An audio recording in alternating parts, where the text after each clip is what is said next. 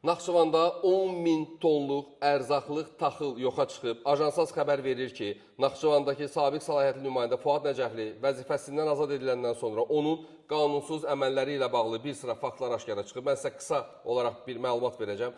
Ajansazın etibarlı mənbədən əldə etdiyi məlumata görə Naxçıvan Muxtar Respublikasının ehtiyat fonduna məxsus illərdir strateji məhsul kimi anbarlarda qorunub saxlanılan 10.000 tondan çox buğda dəyərindən ucuz qiymətə formal olaraq Naxçıvan taxıl məhsulları MMC-yə satılıb və nəticədə dövlətə 3,5 milyon manat zərər dəyib. Siz bu məlumatın çox geniş təfərrüatını Ajansaz saytında əldə edə bilərsiniz. Qeyd eləmək istəyirəm ki, Naxçıvanın ehtiyat taxıl anbarlarında qorunan ərzaqlıq buğda baxımsız saxlanılıb və texniki şərtlərə əməl edilmədiyinə görə o öz keyfiyyətini itirib və 3,5 milyon manatlıq məhsul 2 milyon manata satılıb, dəyərindən ucuz satıblar. Amma malın nə özü ortadadır məhsulun, nə pulu tapa bilirlər və həm də əldə etdiyimiz məlumata görə Fuad Nəcəfli öz əmisi oğlu Asiman Nəcəfovu Naxçıvan taxıl məhsulları MMC-yə rəhbər vəzifəyə təyin elətdirib və elə onun da bax bu təyinatından sonra ona müəyyən göstərişlər verməsi və bu məsələlərin idarə edilməsində də ondan sui-istifadə eləyə bilib. Hətta məlumatımız var ki, Fuad Nəcəfli və bu satış prosesini həyata keçirməsində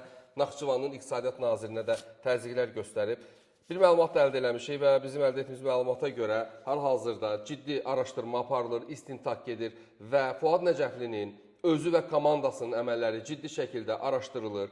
Nəcəflinin komandasının rüşvət müqabilində bir sıra qurumlara işə düzəltmə, hətta Ali Məclisə belə rüşvətlə işə düzəltmə cəhdləri barədə məlumatlar var. Bundan əlavə əldə etdiyimiz məlumata görə Muxtar Respublikanın vəzifəli şəxslərinə qanundan kənar tapşırıqlar veriblər onun komandasının bəzi üzvləri. Hətta komandasının, Nəcəflinin komandasında belə deyək də söz sahibi olan şəxslər var. O şəxslər öz əzizlərini, qohumlarını Naxçıvan Muxtar Respublikasında strateji strukturlarda, strateji vəzifələrə təyin etdirə biliblər və bütün bu məsələlər də araşdırmaların diqqət mərkəzindədir və biz mövzunu diqqətlə saxlayacağıq.